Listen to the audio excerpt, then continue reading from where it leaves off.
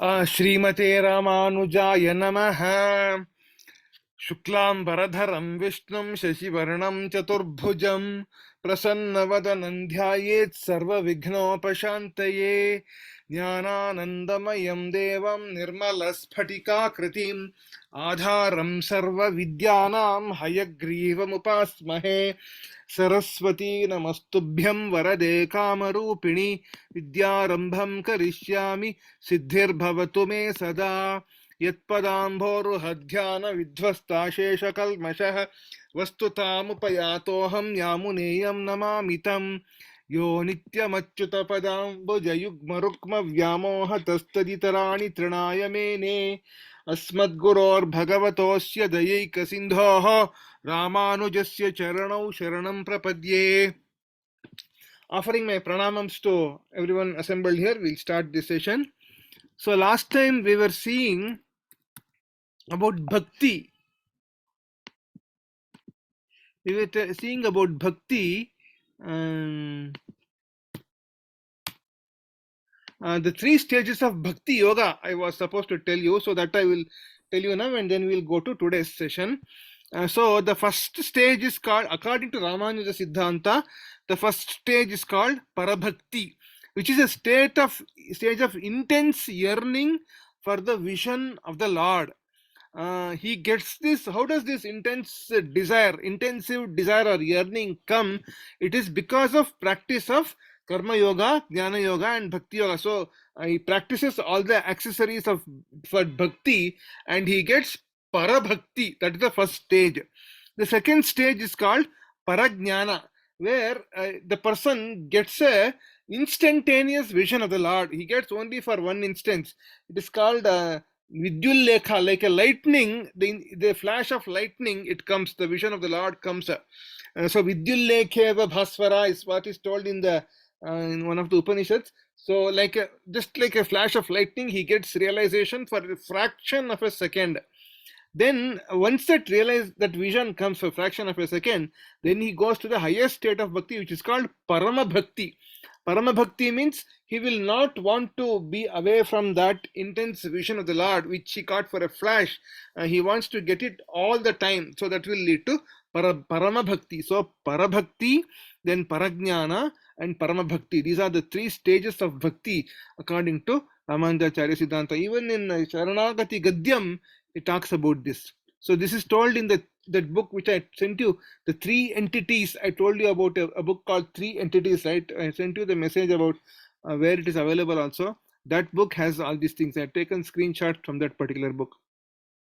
Now last time we were looking at the shloka number 25 of Geetaartha Sangraha. Now we have 7 more shlokas in the Geetaartha Sangraha, which we can finish, possibly we can finish today itself, because each shloka, there is not much explanation in the Geetaartha Sangraha Raksha. So we'll just look at each shloka along with its explanation, along with its meaning. The 7 shlokas we'll see today. These are the last 7 shlokas of the Geetaartha Sangraha. 32 shlokas in Geetaartha Sangraha. We have finished 25. Now the 26th one. निरस्तनिखिलाज्ञानो दृष्ट्वात्मानं परानुगं प्रतिलभ्य परां भक्तिं तयैवाप्नोति तत्पदं निरस्तनिखिलाज्ञानो दृष्ट्वात्मानं परानुगं प्रतिलभ्य परां भक्तिं तयैवाप्नोति तत्पदं. The meaning is nirasta nikhila ajnana, all ignorance being removed. Nikhila, without even an iota of ignorance, all the ignorance gets removed. Not even a trace of ignorance, not even a trace of ajnana remains. Drishtva atmanam paranugam, having a vision of the jivatman as being subservient to the Lord, means para anugam, he is subservient to the Lord. He gets a vision of the jivatman. Pratilabhya param bhaktim, having attained the supreme state of bhakti. Taya eva, to that bhakti alone, apnoti tatpadam, that person attains the lotus feet of the Lord. So when one's ignorance is completely obliterated, removed completely, and one perceives the jivatman as the subservient to the Paramatman, one attains the supreme state of bhakti, and through that bhakti alone attains the lotus feet of the Paramatman is the meaning of this statement. Nirasta nikhila jnana drishtva atmanam paranugam pratilabhya param bhaktim tada eva apnoti taya eva apnoti tat padam. That is the 26th shloka. Now we go to 27th one. Bhakti yogastadarthi chet samagraishvarya sadhakah atmarthi chet trayopyete tatkaivalyasya sadhakaah. Bhakti yogastadarthi chet samagra aishvarya sadhakah atmarthi chet trayopi yete tatkaivalyasya sadhakaah. Meaning is Bhakti yoga, tadarthi chet, if one is desirous of artha, wealth. We saw in one of the sessions that there are 4 types of bhaktas. One is artha, one is artharthi, the third is jignasu, and fourth is jnani. So the artha and artharthi are those desirous of wealth. Artha is a person who had wealth earlier and who lost his wealth and he wants to get back the lost wealth. Artharthi is a person who is poor initially and he wants to acquire wealth. So he, with the intention of acquiring wealth, these two people serve the Lord, have bhakti towards the Lord. So they are, both of them are called Aishwaryarthi, we had seen. So if a person is desirous of artha, which is wealth, bhakti yoga samagra aishwarya sadhaka will bestow upon this person comprehensive wealth will be bestowed. Bhakti yoga tadarthi chet samagra aishwarya sadhakaha. If he is an arthi, means he wants aishwarya, he will get all the aishwarya which he wants by means of bhakti yoga. Bhakti yoga. Atmarthi chet trayopi yete tatkaivalyasya sadhakaha. He is a plural here, sadhakaha. So ete traye api, ete trayaha api, all these 3 yogas, that is karma yoga, jnana yoga and bhakti yoga, for an atmarthi, a person desirous of attaining the jivatman, that is a jivatma sakshatkara, which is kaivalya, tat kaivalyasya sadhakaha, will bestow that exclusive kaivalya which is jivatma sakshatkara. So bhakti yoga is like an all giving thing. If I desire wealth, I will get wealth. If I desire jivatma sakshatkara, then I will get desire jivatma sakshatkara. That's what it is meaning. Bhakti yoga helps one to attain prosperity or comprehensive wealth if one desires it. If one desires the jivatman, then all these 3 yogas will serve that same purpose, which is to bestow the exclusive jivatma sakshatkara, which is nothing but kaivalya. So bhakti yogas tadarthi chet samagra aishwarya sadhakaha atmarthi chet trayopi yete tat kaivalyasya sadhakaha. Next one, 28th one. Aikantyam bhagavatyesham samanam adhikarinam yavat prapti pararthi chet tadevaatyanta Aikantyam bhagavatyesham samanam adhikarinam yavat prapti pararthi chet tadevaatyantamaśnute. Aikantyam, what the meaning of is? Yesham adhikarinam, samanam adhikarinam, yesham adhikarinam, for the 3 types of bhaktas, which is Aishwaryarthi, Kaivalyarthi and Moksharthi, a Bhagavat Charanarthi or Moksharthi. Bhagavati Aikantyam, exclusive devotion towards the Bhagavan, that is the Lord Paramapurusha, Sriman Narayana Shriyapati, instead of other devas. They will not have devotion towards the other kinds of devas, they will have exclusive devotion towards Bhagavan himself. Samanam is common. For all the 3 types of devotees, exclusive devotion towards Bhagavan, that is Shriyapati, is common. Yavat prapti, till the attainment of the result. Pararthi chet, if the other 2 types of devotees desire to attain the lotus feet of the Lord, Paramapurusha, tadeva atyantam ashnute, that those lotus feet only they will attain completely. So in the middle of that, if the artharthi, if the person desiring of wealth, he changes his mind and he wants to become a moksharthi, then Bhagavan will give that moksha itself, is what it's meaning. that attitude of the Bhagavan, that the Bhagavan is the ultimate end, is common in all types of the bhaktas, Aishwaryarthi, Kaivalyarthi, and Moksharthi. But if one aspires exclusively for the lotus feet of the Lord, overlooking the other two benefits, Aishwarya and Kaivalya, till such an attainment, he attains the Lord completely, is the meaning of this particular shloka. Aikantyam bhagavatyesham samanam adhikarinam yavat prapti pararthi chet tadeva atyantam ashnote. Next, 29th shloka. Jnani tu paramaikanti tada yattatma jivanah tatsam shlesha viyogaika sukha dukkhastadekadhi. Jnani tu paramaikanti tada yattatma jivanah tatsam shlesha viyogaika sukha dukkhastadekadhi. So, for a jnani, for the highest type of bhakta, who wants moksha, who wants Bhagavad Charana himself, who wants to attain the lotus feet of the Lord, what happens? Jnani tu parama ekanti. The jnani is exclusively devoted to the Lord. He is a paramekanti. So he does not want any other benefit other than the Lord lotus feet. That's what he wants. So he doesn't want any worldly benefit at all, or he doesn't want any benefit like Swarga or those kind of outer worldly benefits also. He wants only Sriyapati's lotus feet. That is Paramekanti. Tad ayatta atma jivanaha. Having his life totally dependent on the Lord. So he does not depend on anything else other than the Lord. So that's a kind of ultimate kind of surrender, means complete sharanagati. It is. So I will, whatever you give me, I will take. That's called yadricha labha santushtaha, was Krishna says in the Bhagavad Geeta. That is what is the thing. Tadayatta atma jivanaha. Then these two are very important characteristics. Tat samshlesha eka sukhaha, tad viyoga eka dukkhaha. So what is the meaning of this? Tat samshlesha eka sukhaha. Having feeling of joy only when in union with the Lord. So he has no other worldly joy at all.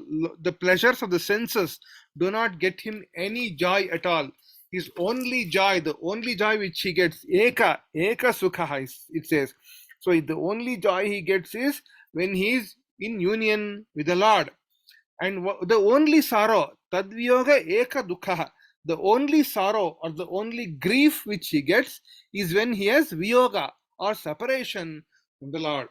So the only joy is in the company of the Lord, and the only sorrow, only grief is the separation from the Lord.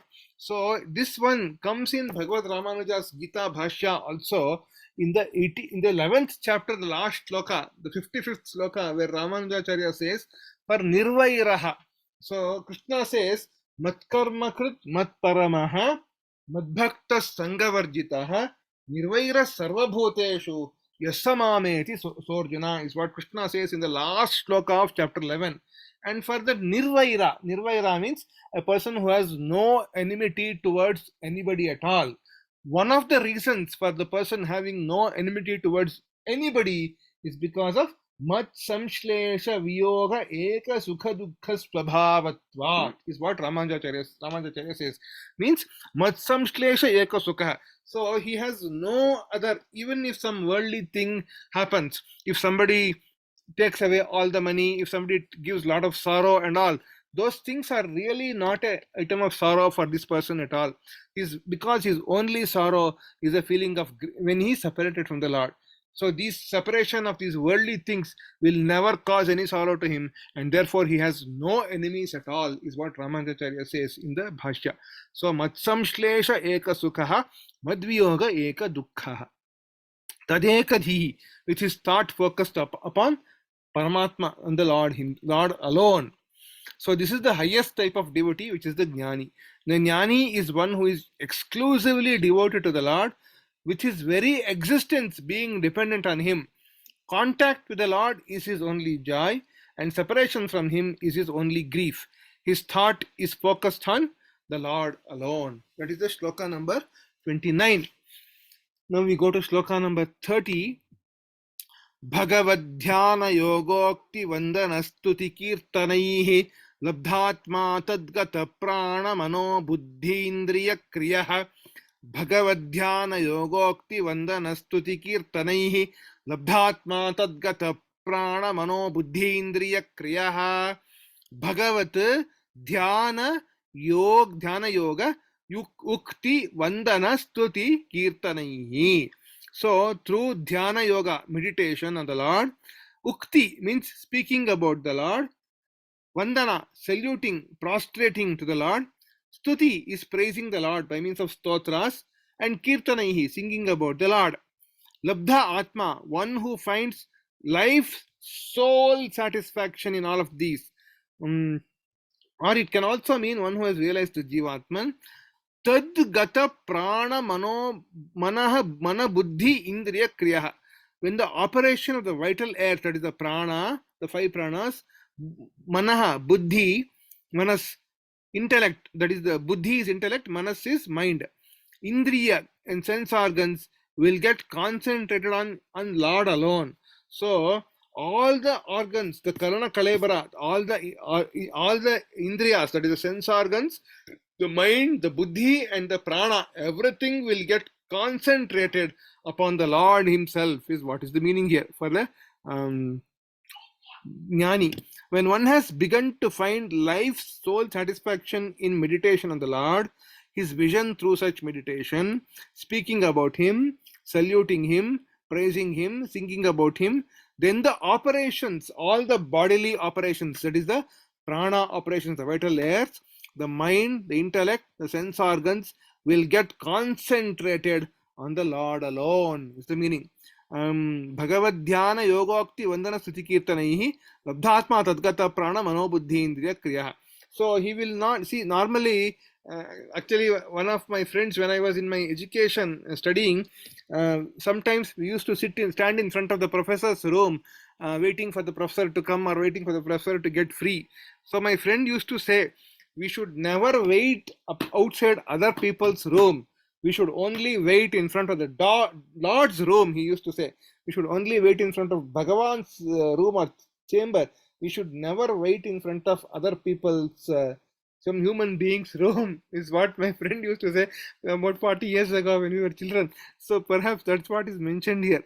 All the operations get concentrated only upon the Lord. That is the meaning of the 30th shloka. Next, 31st shloka.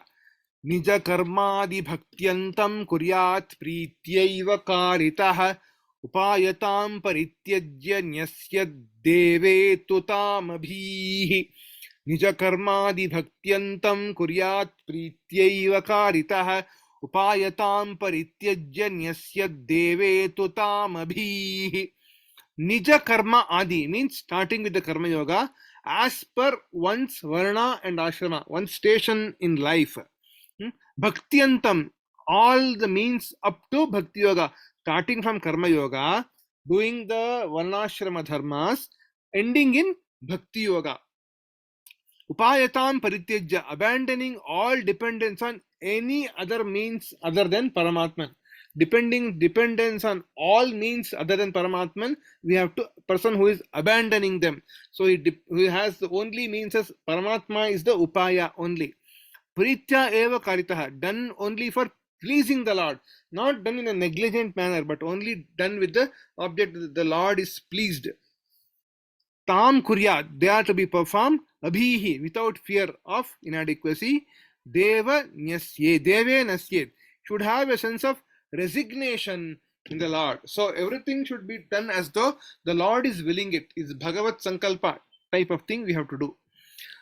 So, nijakarmadi bhaktiyantam kuryat prityaiva karitaha upayatam parityajya nyasya devetu tamabhihi.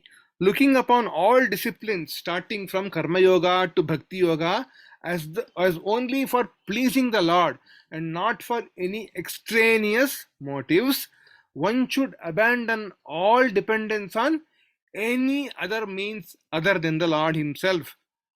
The only dependence is on Parama Purusha, the Paramatman, Shriyapati, and remain without fear of any inadequacy of such resignation in respect to his salvation. So everything should be done in the according to the will of the Lord. That's what we have to do, is the meaning of this shloka. Nijakarma adi bhaktyantam kuryat prityaiva karitah upayatam parityajya nyasyad devetu tamabhihi. Now we come to the last shloka of the Geetaartha Sangraha. एकान्तात्यन्तदास्यैकरतिस्तत्पदमाप्नुयात् तत्प्रधानमिदं शास्त्रमिति गीतार्थसङ्ग्रहः एकान्तात्यन्तदास्यैकरतिस्तत्पदमाप्नुयात् तत्प्रधानमिदं शास्त्रमिति गीतार्थसङ्ग्रहः. So ekanta atyanta dasya ekarati. Such a paramekanti who finds soul happiness or revelry in exclusive and continuous service of the Lord. Ekanta atyanta dasya ekarati. Rati means revelry or happiness only in the exclusive and continuous service of the Lord. Tat padam apnuyat. He attains the lotus feet of the Lord itself, is what he says. Tat pradhanamidam shastram. This Gita Shastra, the Bhagavad Gita workbook, is predominantly meant for such a devotee only. Iti Geetaartha Sangraha. This is in this manner the Geetaartha Sangraha, which briefly describes the meaning of the Gitas, is completed. Is the meaning of this shloka. Such a person finds soul happiness in exclusive and continual service of the Lord. He attains the Lord's realm. This work, Geetaartha Sangraha, is mainly meant for such a devotee. In this manner, the Geetaartha Sangraha gets completed. It's the meaning of this shloka. Ekantatyanta dasyaika ratis tatpadamapnuyat tatpradhanamidam shastram iti Geetaartha Sangraha. So this completes the Geetaartha Sangraha. There is one small explanation given by Vedanta Deshikar in the Geetaartha Sangraha Raksha, which we will see before we conclude. Having learnt all the Shastras, this is as though Swami Yamunacharya, he is himself telling this, is what is the meaning of, is how Swami Vedanta Deshikar has written.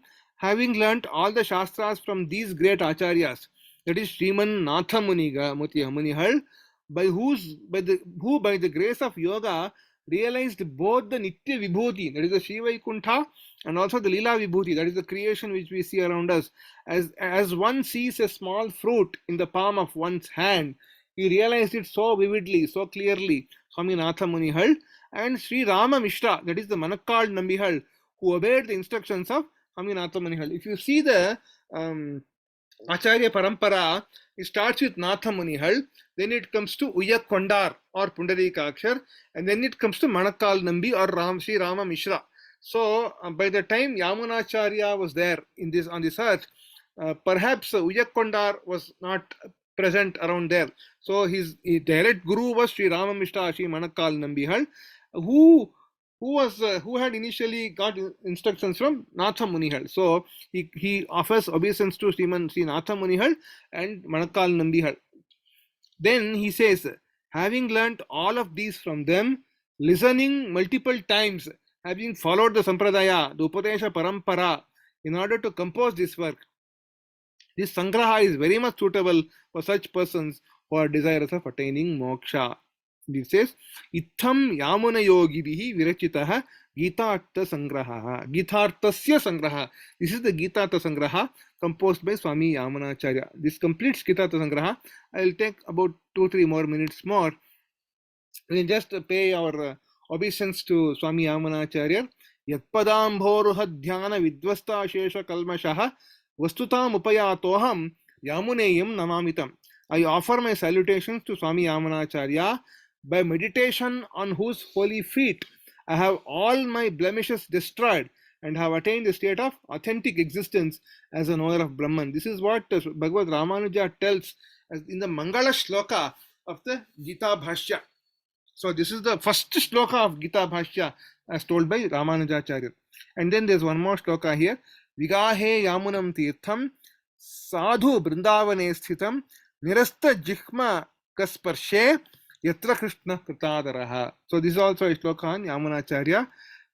Just a couple of more things. These are all the books that I have referred to for this whole series. One is the Geetaartha Sangraham by koil.org. This book is available online also. If you go to koil.org and search for Geetaartha Sangraham, you will get that book. And this is a Kannada book called Bhagavad Geeta Sarartha, which is by Srimati Vedavalli, which is also very nicely explaining the meanings of the Geetaartha Sangraha. It's a very short book. Geetaartha Sangraha itself is a very short work, very small work, only 32 slokas. Then again, Srimati Vedavalli and Srimati Shingamma have written this book called Bhagavad Geeta, one simple translation in Kannada, taking all the things from Ramanujacharya's Bhashya. Then we have the Gita Ramanuja Bhashya English translation by Swami Adidevananda of the Ramakrishna Mission. So that was what that's also a very wonderful, with English translation it has wonderful work. Then we have Sri Anantarangachar, Dr. N.S. Anantarangachar, who has written the Kannada translation of the Bhagavad Gita, Gita Bhashya, along with Tatparya Chandrika. That is, the Tatparya Chandrika is the commentary on Gita Bhashya by Swami Vedanta Deshikar. So, Swami N.S. Anantarangachar, Dr. N.S. Anantarangachar has written a very elaborate treatise on translating the whole Gita Bhashya plus Tatparya Chandrika into Kannada, and that I have referred to. And the Bhagavad Gita by Radhakrishnan, at some times I used to refer to this. And there's a book called Bhagavad Gita Tattva Vivechani by Gita Press Gorakhpur, which is what this book I had purchased sometime in 1993. So that is still there with me. Then there is these two valuable books by Gita Press Gorakhpur, which are available online. For purchase, you can purchase, order it online and purchase from the Gita Press website. These are called as the Gita Sadhaka Sanjeevani in English Volume 1 and Volume 2. These are by Swami Ram Sukhdas. I think it was written more than 60, 70 years ago. It contains a very comprehensive explanation of how to bring Bhagavad Gita into practice in life. So these books also are available in Hindi, and also I have the Kannada translation with me, but English translation is also available. Its original is in Hindi. Now, then I told you this book I had referred to, the three entities by Swami Anantarangacharya. It talks about the Achit, Chit and Paramatma. That is the matter, Achit. Then Chit is the Jivatma, and the Paramatma, which is a God. So this is a very short book, costing only 45 rupees, which is having a very beautiful summary of the whole entire Siddhanta. Entire philosophy is told in very, very short and beautiful manner, so that everything can be easily remembered in what is this told here. Now, this concludes our study of the Bhagavad Gita, Geetaartha Sangraha. A couple of more things. May our study of the Geetaartha Sangraha uplift us towards moksha and foster us towards to do a deeper study of the Gita Bhashya by Ramanujacharya himself and such other works in our Sri Vaishnava Sampradaya, and put them into practice. On this YouTube channel called Tirunarayana Trust, I hope you can see the screen clearly, Tirunarayana Trust. This is Anantarangacharya's son by name Dr. Narsimhan has given 165 lectures on the Ramanuja Gita Bhashya along with Tatparya Chandrika.